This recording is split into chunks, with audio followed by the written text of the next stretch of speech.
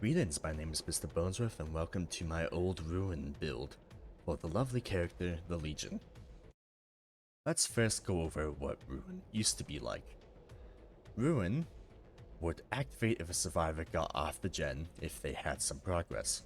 It would start going down by 200%. Think about it like an old Call of Brian. But it would keep going until cleansed. Or until the survivor continued to work on the gen, and if they got back off, it would deactivate, and used to do it on all the gens. So say two people got off the gens to go for the save, both of the gens would stop regressing to 100%. It still works like that, but instead it only goes down by 100%, so basically a kick without the 2.5%. And if a survivor dies or is removed from the trial, it will become a dull totem again. This actually happens in the game that's shown right now, where after I kill the Quinton, the totem becomes dull again, and I'm only stuck with two perks, which is Blood Echo and Fearmonger. But I'll get to those. I will first explain that I am glad that Ruin actually did get nerfed. For one, it was brought way too often, and two, it just made some killers that could hold gens way stronger and impossible, and in the climate of Skull Merchant, it would be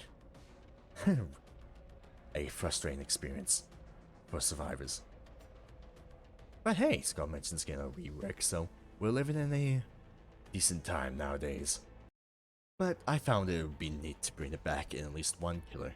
It's nice nostalgic effects. But let's start with explaining the add-ons. The first add-on I'll be bringing is Never Sleep Pills. This increases your fail frenzy by 10 seconds, but makes your base movement speed in it the normal speed of a killer, which is 4.6. This does increase after each hit though, and it does have a bit of a bloodbite bonus. Not really important for the build. This will be good for set maps like the one here in the game. The Milka Estate, where it's a decently sized map and I was able to go from one side to another. The main utility of this add-on is the extra 10 seconds. This will make it so the ability of the Human Mixtape will be heightened and get more value.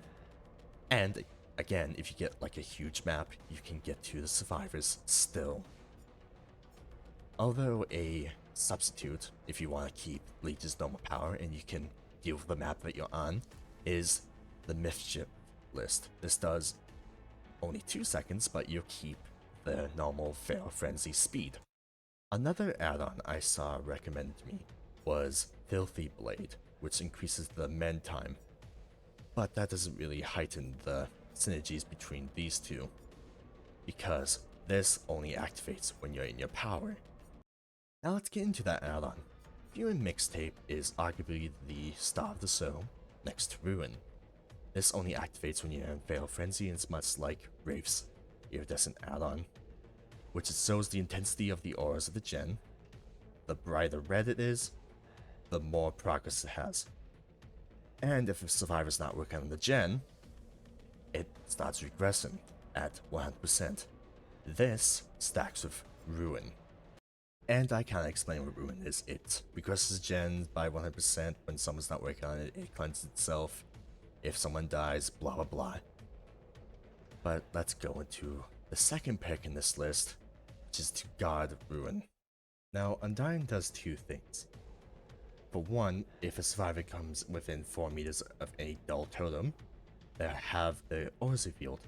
However, when this does happen, it tells the survivor on the corner, hey, Hex Undying, basically revealing itself. Its second effect only happens when a Hex totem is cleansed. It will take the Hex properties and transfer it onto itself, getting rid of the Aurine ability, but any tokens you had or effects going with the Hex will keep going and active. Now, when experimenting with this build, I did try to use other picks to guard totems, and only 2 of them worked, and one of them not very well. But weirdly enough, there was a third one that came into play, but that was on the survivor side, and I'll talk about that a bit after the other two. Let's talk about the one that didn't work too well, which is thanophobia, often favored by Legion and Plague mains because they can keep survivors injured, and easily do so. This does a decrease to efficiency of gem repairs, saboteur, and totem cleansing. This is a bit comfortable, but it's not going to do much. Because if you have this pick, it just takes one survivor being healthy to make it a pitiful effect. With that, however, I also find Thana put on legions a bit too often.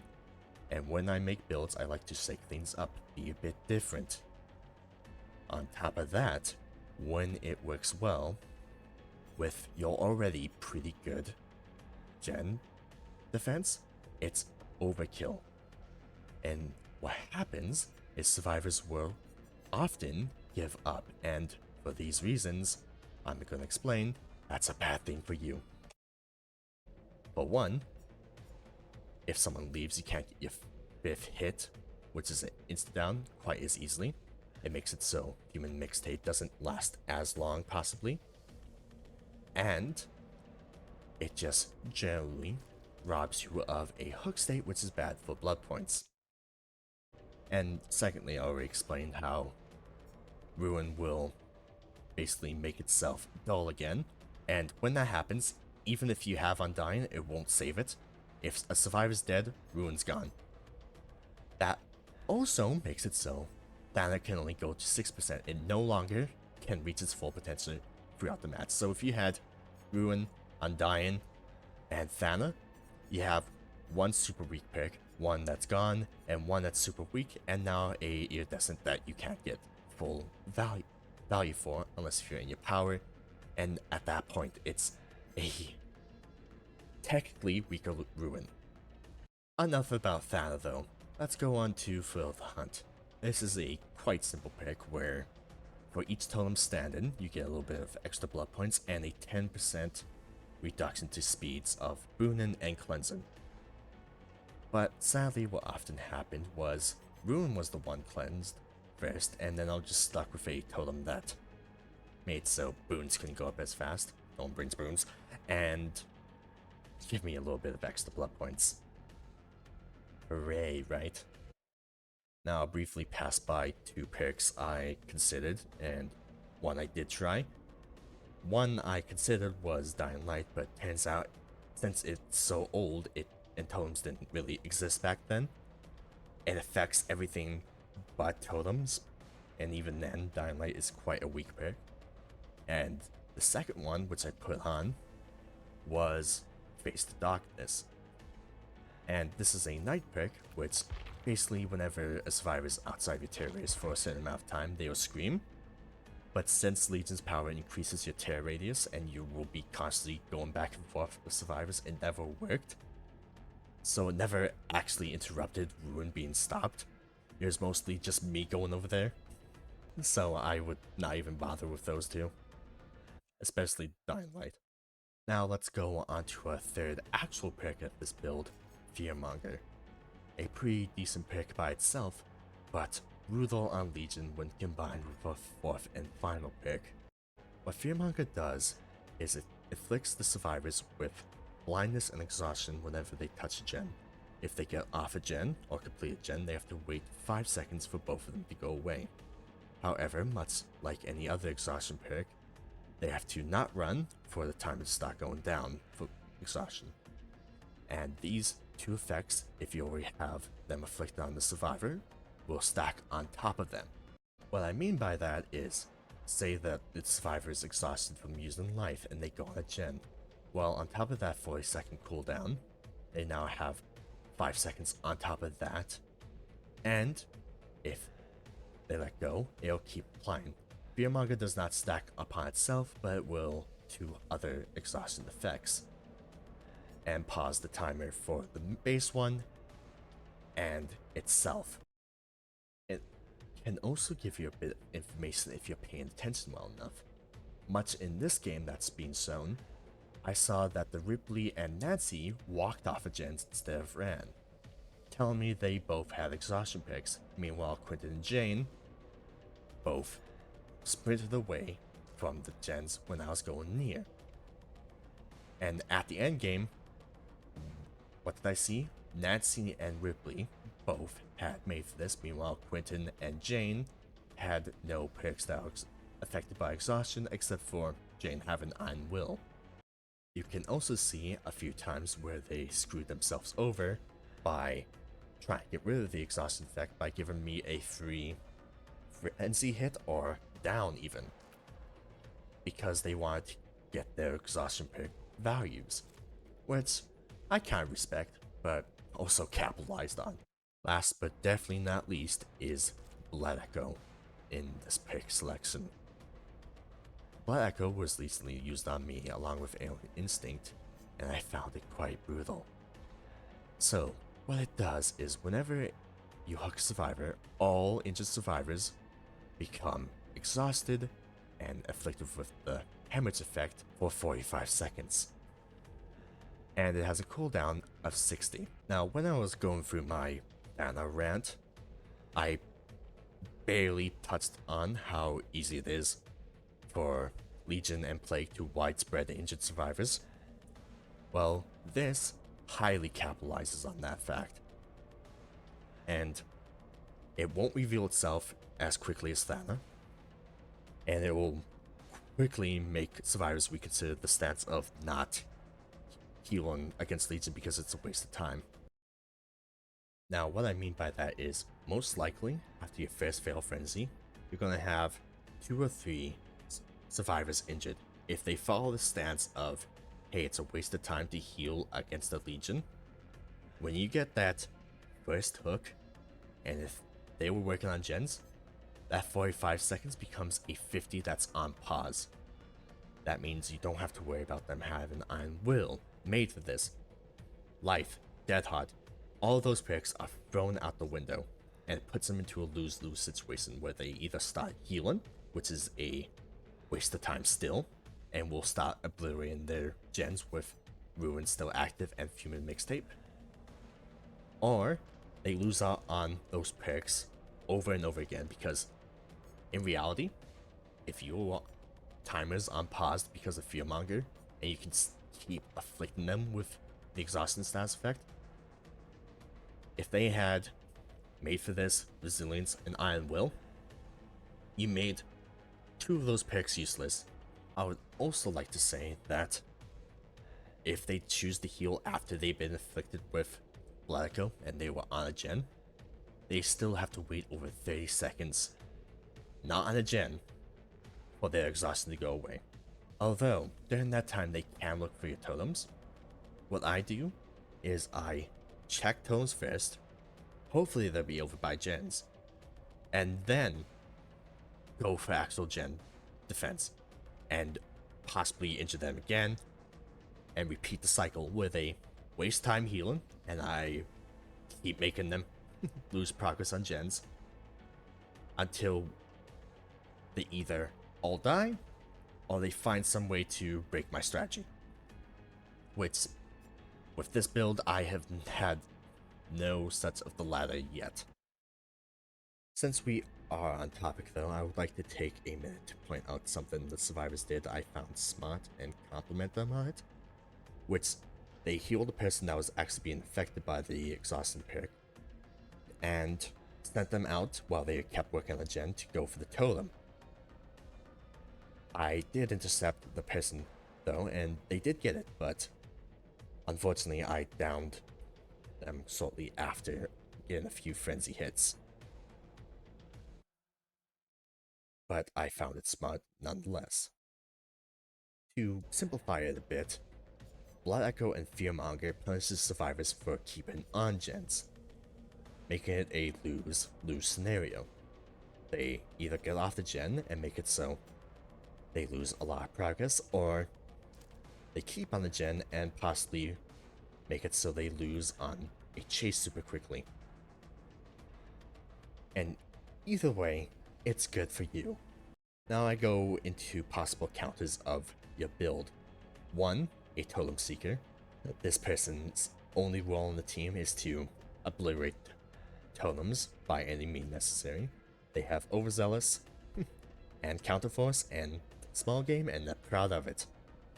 This is their niche, and it's gonna be your doom. Secondly, someone that's really good at healing, so possibly not getting Blood Echo. And if that's the case, oh well, you still most likely will get value from Blood Echo just by the nature of your killer, and it will waste a bit of time. And secondly, a map such as Midwich that is small but has multi-layers, so you can't always patrol it all, and the totems are easy to find. So even though Never Sleep Pills will help you with a bit of map RNG, it won't save you from all of it. Oh, and I guess I should go over some perks that negate some of the effects as well. For one, if they have Plot Twist, they can avoid Blood Echo and avoid your Killer Instinct, making it so you can't get the 5th hit, you can't exhaust them, so on, and they can just crawl over your totem, become healthy, start doing the totem, boom, it's gone. Vigil can make it so both of these status effects wear off quickly. And there's one perk that can actually harm them, which I've been seeing lately because of Ultimate Weapon, which is the Survivor perk that can do a bit of slowdown, which is Calm Spirit. Calm Spirit makes it so you can't scream, but you do Cleansing and Blessing Totems 30% slower, and Open in Chest. If they bring that, they're inadvertently making a build a whole lot stronger than it needed to be. Now onto my final thoughts. Do I find this build fun to use and go against? Well, if you don't like going against Legion, then you're probably not gonna like this either way. But I personally found this fun to go against myself when I was testing it in customs, because I stopped running out of Human Mixtapes. And then, as for playing it, I find it way fun. If you don't like being slow, then Never Sleep Pills might be a bit of a problem for you, but again, you could just use Mischief List, and you can get a bit more of your normal funds out. And the management of all your picks are quite interesting. I did have a few times where I actually waited out for Blood Echo, and it paid off, and it also made it so I didn't get people having flashlight saves, which is always good to do as well. There's still room for experimentation. I feel like there is something better than Undying to use, but it's just what I'm stuck with until otherwise. And there's a lot more intrigue of using Human Mixtape, possibly with Oblivious or Undetectable type style build, but that's for another day. I would also like to mention that I saw someone made a video about this before me. Like, I just looked it up a few months ago. Like, just in case if I was the first to have this idea. And I felt they didn't really do it justice. And they were making some weird choices for their perks. And again, I knew about this since the pre-nerfed rune, and I want to do enough testing before I was confident to say, hey, here's something you can do. It works out well for me. Go Nets. For my next build, I possibly might go back to Maya's or one of my other lovely builds, but till now, this has been my little explanation and bit of... Here's the last bit of the gameplay before I actually go. Enjoy. A thing I have to remember as well. Now they're exhausted and hindered. Like they go.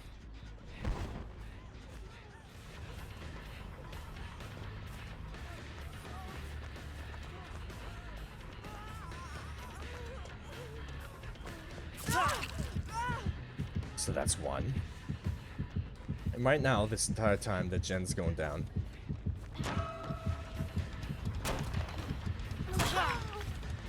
They really like doing that window tech.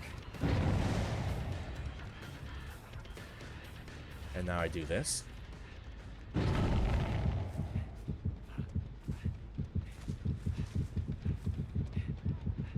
And I think...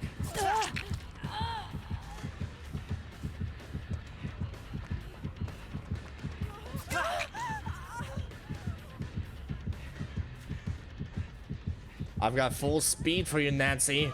I hope you're proud.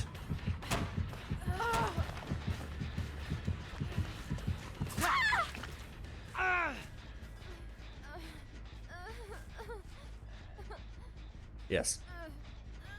Yes. You did well. Yes.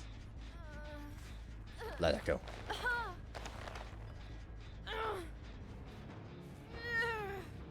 You were a good sport, Nancy. I love you. Yep, you did very well. Okay, so where would I be? Are they healing?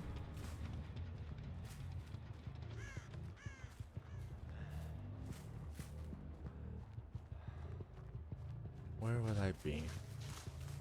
Not in the bushes there. So now they're both healthy now, but they're still exhausted.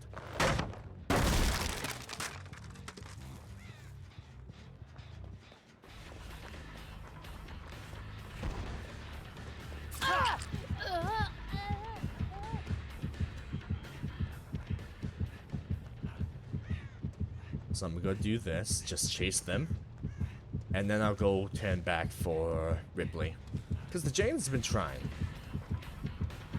Same with the Nancy. If I had a choice, I'll go for... However, actually I could. Oh? I didn't pay attention to the timer.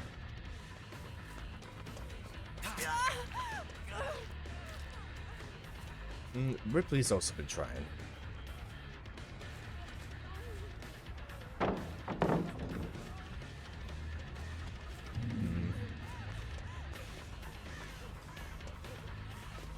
You know what? Let's do this. I'm not gonna slug for the 4K, don't worry, I'm not one of those. For a second I thought I hit click again. But I guess not. They brought no hatch offering.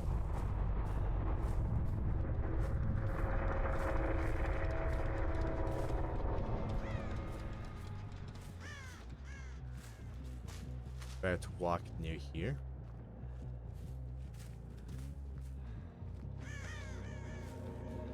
Adrenaline.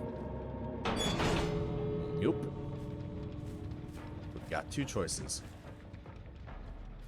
This one. I think I saw him. Yep. They've been walking this entire time trying to get rid of the exhaustion.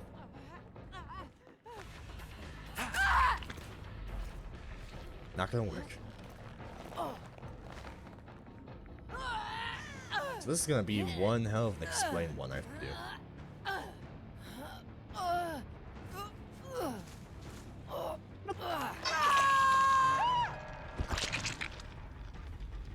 And that was the leg hook sacrifice. So that's two of them done and dusted. Let's go.